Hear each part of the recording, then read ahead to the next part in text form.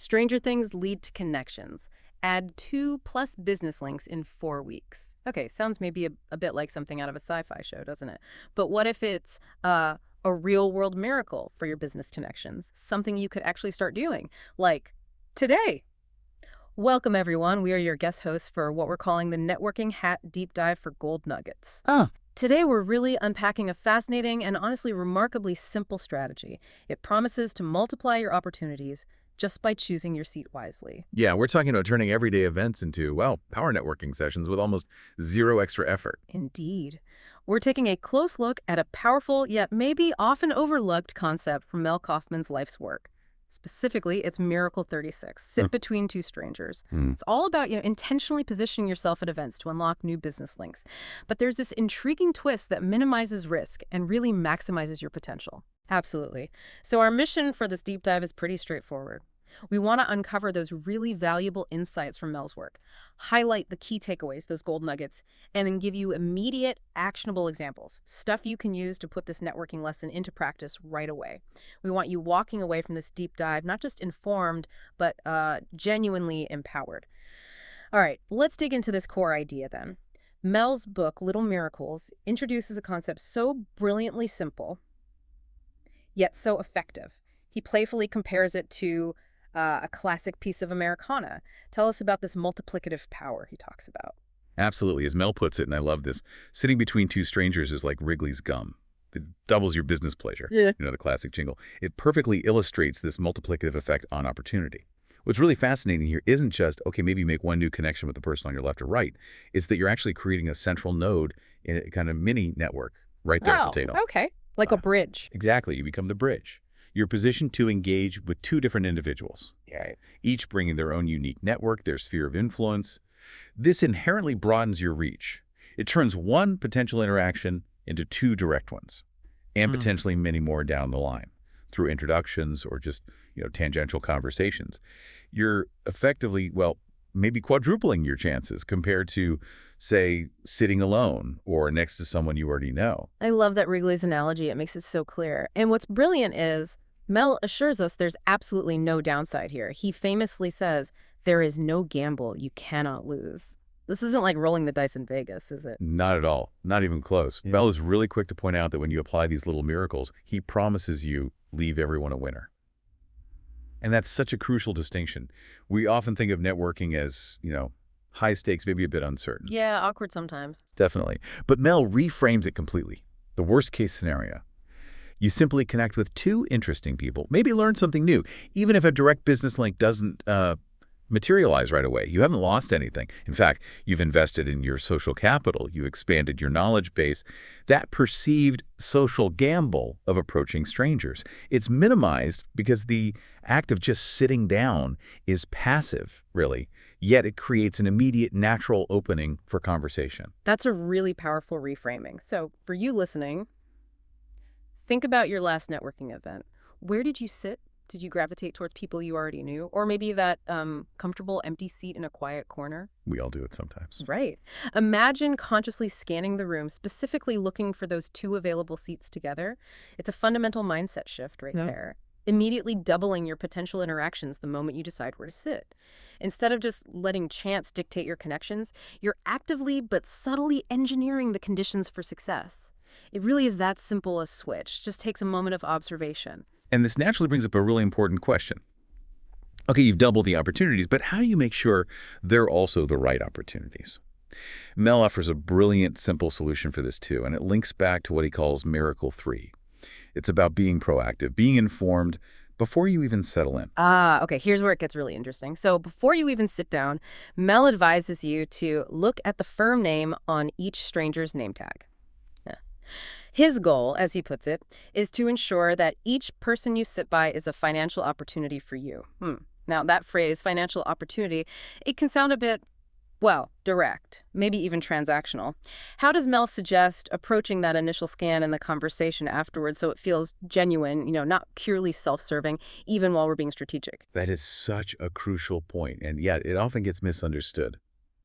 Mel emphasizes that financial opportunity isn't about making an immediate sale or some kind of quid pro quo, not at all. It's about identifying potential synergies. That's the key word. It's about recognizing that the person's industry, maybe their company, their role. Okay, synergy. That feels different. Exactly. For example, if you're a web designer, Yeah. right, sitting between maybe a marketing consultant and a small business owner, well, that presents a pretty clear non-transactional synergy. You might not pitch them directly then and there, but you're opening a dialogue where you can discover if your work, or maybe even your network, could genuinely add value to theirs, and vice versa, of course. It often starts just with curiosity. Oh, that sounds interesting. What kind of work does company X do? Definitely not a pitch. So that pre-scan is really about intelligent filtering, just making sure your valuable networking time is focused. Okay, but I can imagine some listeners thinking, what if the name tags are tiny? Or the lighting's bad? Mm. Or maybe I just can't make out the firm names without, looking like I'm obviously staring them down. Does Mel offer any tips for those real-world challenges? He does, absolutely. Mel's entire philosophy is really built on practicality. He suggests just discrete observation. You're not meant to hover or stare, obviously. A quick natural glance as you approach the table is usually enough. And even if you only catch part of a firm name, sometimes that's enough, right? It might spark your interest. And hey, if you can't make it out, that's okay too. Remember the no gamble principle. It still applies. You simply choose the next best available pair of seats. The point is the intention to scan, not necessarily, perfecting the execution every single time. It's about making a conscious choice, not a desperate one. Yeah. Got it. So at your very next event, maybe instead of just finding any open seat, try this two strangers scan. Actively look for tables with those two available spots next to each other. But before you commit, just take a quick glance at those name tags. Are there firm names that spark something for you? Maybe it's an industry you want to break into, or a complementary field, or a company you admire. This really quick check can save you time and help focus your efforts much more effectively. It ensures you're not just networking, but like you said, smart networking. It's a small change, but the leverage it provides could be huge. Now, this sounds great in theory, but how do we turn these intentional actions into, consistent, measurable results? Mel doesn't just leave us hanging with good intentions, does he? No, indeed he doesn't. And this is where the true power of Mel Kaufman's approach really shines through, I think. He provides a concrete, measurable outcome, something incredibly motivating. He guarantees that if you sit between two strangers once a week for 4 weeks, you will discover at least 2 links. That provides such a clear, actionable challenge with a tangible reward right there. It kind of takes the guesswork out of networking effectiveness. Yeah. Gives you a direct correlation between your action and the potential outcome. Wow. And the links here, just to be clear, are those valuable business connections. Yeah. Could be potential clients, collaborators, referral partners, maybe even mentors. Yeah. The kind of connections that can genuinely move the needle for you. That is a powerful promise, almost audacious, really. Imagine committing to this simple action just once a week for a month, 4 times. And Mel's book, Little Miracles, suggests you'll walk away with at least 2 new valuable business links. But okay, what if a listener commits to this for 4 weeks and for whatever reason they feel like they didn't quite hit that 2-link target? Does Mel talk about managing expectations or maybe adapting the strategy? That's a very fair question, and it definitely speaks to the reality of human interaction, doesn't it? Mel's guarantee, I think, is built on the probability that comes from increased opportunity. So even if a direct, tangible link doesn't immediately manifest in exactly 4 weeks, the cumulative effect of doing those intentional interactions, that's still building your network. It's honing your social skills, expanding your reputation. He'd likely argue that the process itself is a win. You've met new people, you've learned new things, you've created goodwill. Right, the connection might come later. Exactly. Often, a link might not be immediate, but ripens over time. You plant the seed. So it's really a strategy for long-term growth and connection, not just immediate transactional results. Consistency is paramount here. The more you practice, the more naturally these links will start appearing. That makes sense. So this isn't just theory, it's really a practice, designed for both immediate attempts and cumulative results over time. Maybe consider putting a reminder in your calendar for the next 4 weeks. Which events are you attending where you could apply this? Could be a big conference, a local business meetup, maybe a community fundraiser, even just a company luncheon. The opportunities are probably there if you look for them. That consistency is key, isn't it, to unlocking those links, turning a simple act into a powerful habit that yields real returns. It's about building that muscle of intentional connection. And Mel Kaufman's life's work consistently emphasizes this power, doesn't it? The power of these smaller intentional actions. He states that this specific little miracle has promise, and then broadly that little miracles are amazing. Mhm. It's really about understanding that significant progress often comes from these cumulative, seemingly minor adjustments to how you approach things, rather than waiting for some, grand transformative moment. Which raises, I think, an important question for you, the listener. How might applying these kinds of little miracles transform your entire approach to networking?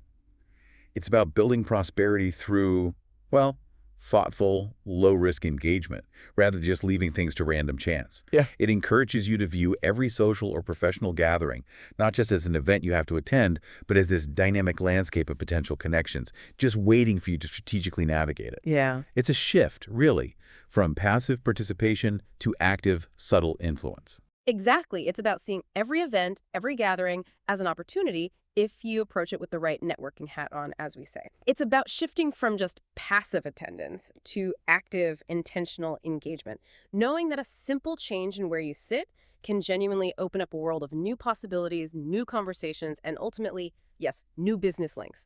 Okay, so to really solidify this deep dive and help you retain these powerful insights, these gold nuggets, we want you to ask yourself a few questions. These come straight from the bonus content workbook for Miracle 36. First one, how does sitting between two strangers actually double your business pleasure, and why is there no gamble involved in this strategy? Think about that Wrigley's analogy. Okay, second, why is it important to look at the firm name on each stranger's name tag before you sit down when you're implementing this miracle? What's the strategic thinking there? And finally, the third one, if you commit to sitting between two strangers once a week for 4 weeks, how does that guarantee the promise of discovering at least 2 links? How does that motivate your consistent action? What does that promise mean to you? Now, to help you answer these questions and really dive even deeper, make sure you download the bonus content workbook. You'll find the link for that right in the video description. And while you're there, also grab the FRE Business Gold app. It's packed with a content library and lots more, all designed to seriously supercharge your networking efforts. And we'd absolutely love to hear about your experiences, your wins with this strategy. Comment below the video and share what happened when you put on your networking hat and tried this out. Did you discover a surprising connection? Did it feel easier or maybe harder than you expected? Let us know. We also strongly encourage you to re-listen to this deep dive, maybe again tomorrow, perhaps next week, even next month. You'll genuinely find new nuggets of insight, I think, as you gain more experience and listen with a fresh perspective each time. Repetition helps lock it in. It really does. And if you found value in this message today, please share this information with your networking circle. Help them grow their influence too. And of course, if you haven't already, click like, subscribe to the channel, and definitely hit that notification bell so you will know immediately when Mel's next valuable insight, the next gold nugget, is dropped. So just consider this. Think about the untapped potential sitting in every room you enter. Potential just waiting to be discovered. Simply by changing your perspective, shifting your intention, and ultimately, changing your seat. Now go put on your networking hat and grow your business.